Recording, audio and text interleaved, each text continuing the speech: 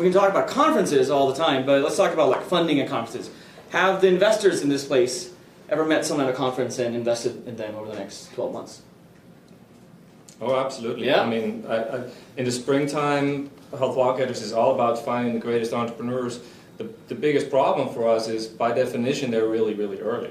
So you got to go to places where they are, but no, they're not going to be famous yet, and they don't have big followings, and they haven't been funded yet. So we got to be there. So we have to be at the conferences. We have to go meet them. We've got to go find. So half of the ones that end up in our class, I will have met somewhere else, and conferences are one of the biggest. So using that face-to-face connection. Yeah. Everyone said, yeah, go ahead. We're in the, I'm the founder of Black Girl Ventures, and we're in the alternative finance kind of space. So we use crowdfunding and pitching.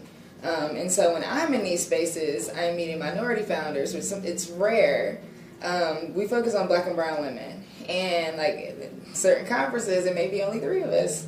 and so when that happens, of course I'm like, hey, yes, we need to figure out how can we push you forward, what kind of funding can I get you, how can I connect you to angels that I know, how can I push you forward. So these spaces are particularly important because the founders that are here are founders that are looking to raise. Yeah, and they're serious about this. They're serious about it, and I'm looking for them and they're looking for me. So it's like a perfect match. So people said, yeah, go ahead. I was just going to say, I mean, when I look for an investment, I believe I'm investing in people. And so having the space to get to know people is very important at a conference like this. A lot of people said yes, so I'm just going to kind of roll that into the next question. What can people do, or what have you done in the past, and what have you done in the past as entrepreneurs to get attention of the people who have access to money, or even resources, or other kind of mentorship? How do they stand out at a conference like this? And did you see any examples today at Fund Conference, brought to you by Deloitte? And, oh my God, I gotta spell this. Wilson Sonsini! That's called marketing. That's called marketing. Did you see something that was great? I saw more misses than hits. Okay. You have a split second to make an impression on a crowded floor. Having a name that you were able to get the URL because it's unpronounceable, no one does, and a tagline that doesn't say what it does, no one's going to pry out of you your genius idea.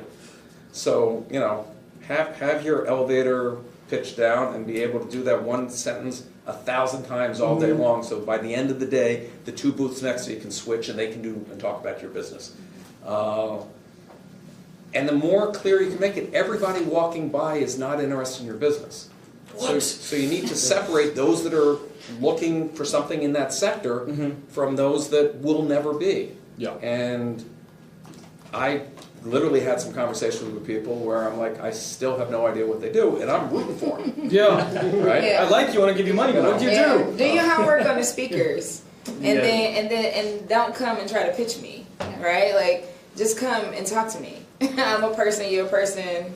If I'm going to invest in you, I'm going to, right? So, but it's to your benefit to get to know the person, I would say. Even, and this may seem kind of weird, but do your research ahead of time, like know what they're talking about on Twitter, know their LinkedIn, and approach me with something that lets me know you know who I already am.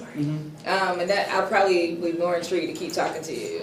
And that's a great point. Do your homework if you see, and I will encourage more of this, but I speak at a lot of conferences, and there's always a handful of people that did the research, know whatever, come up with a specific agenda, and I appreciate it because they're valuing my time as well. And they should be able to do that in 30 seconds, just like the program offered today, the 30-second pitches. That was more than enough time to get something out. Like, for me at least, to say I should go see them face to face. So it's a great opportunity. You get 30 seconds, throw it out there, get it done. If you do, you're going to have more visitors and quality. If it's clear enough, if you're on a point like the elevator page, this is what we do. It totally depends on the company. It's like your point, because I sat there and you listen to 20 of those, and there's maybe 3 that you're going to remember something about. And the other ones, it's like you say, it's not clear what the point is, or it's too complex. So I think being able to deliver that message and that, like you said, it could be less than 30 seconds, but it's got to be something that grabs you. But start before the 30 seconds, just ask a question of who that person is so that you know whether or not it's worth the 30 seconds or fits. I mean, when I was in my 20s and had one computer with my whole company. Are you watching another live video while we talk? He's watching no interruption. It's like, we're so bad he's watching something else. I was literally at a conference, and Paul Allen, Bill Gates' partner, walks up to my thing thing. Obviously, I know who Paul Allen is, and zeroed in everything that I could think to do, and next thing you know, you're in business and partner with Microsoft. Be prepared, do your homework, do your homework, do your homework. And it'll be much easier to reach people that way than to track them down with emails, of which we're all buried with too many.